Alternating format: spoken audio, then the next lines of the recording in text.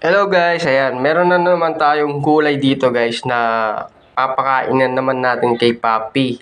Ngayon guys, meron na tayong inanda na sa pagkain niya. Ito. Ngayon, minimix lang natin yung gulay guys para at least magkaroon siya ng resistensya. Ayan. Ito yung dog food guys. Ayan, yung dog food. Dumami yan guys, oh. Konti lang yan guys, pero dumadami. Kasi may sikreto dyan paano yung pagdami nito guys. Okay. Tapos, eto na yung kanyang gulay. Ayan.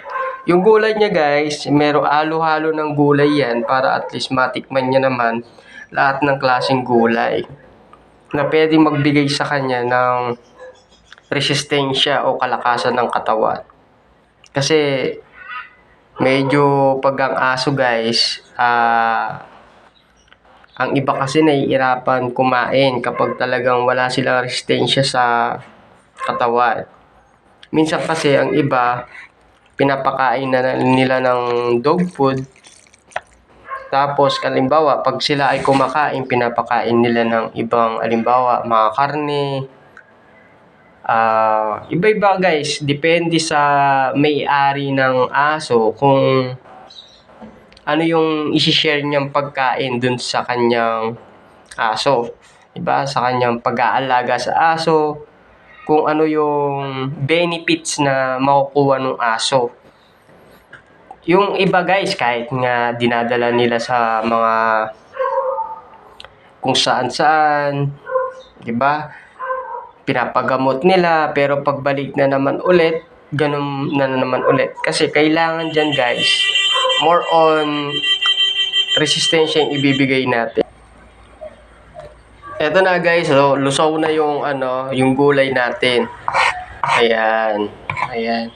Kasi medyo maingay ngayon dito guys. Dumating kasi yung truck ng nagbabasura. Ngayon guys, ihahalo na natin. Ayan. Ipa-flush natin dito sa kanyang pagkain. Kukunin natin dito guys. Ayan. Tapos isasali natin.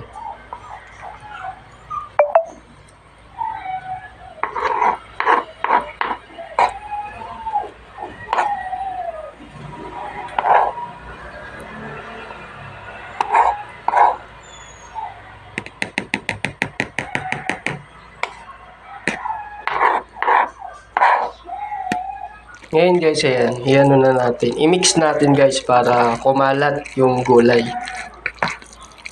Para maghalo-halo.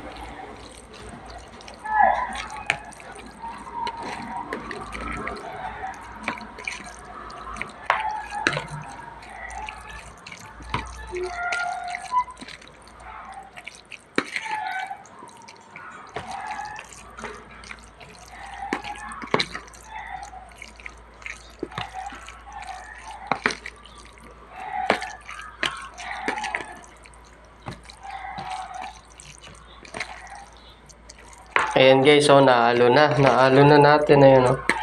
Halong-halo na. Ayan, oh. Ayan. Tara guys, samahan nyo ako. Bigay natin kay Papi yan. Tara. Ayan na guys, oh.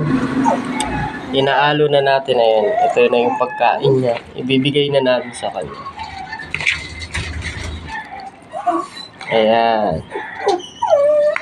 Halong-halo na yan guys. Ayan, oh. Para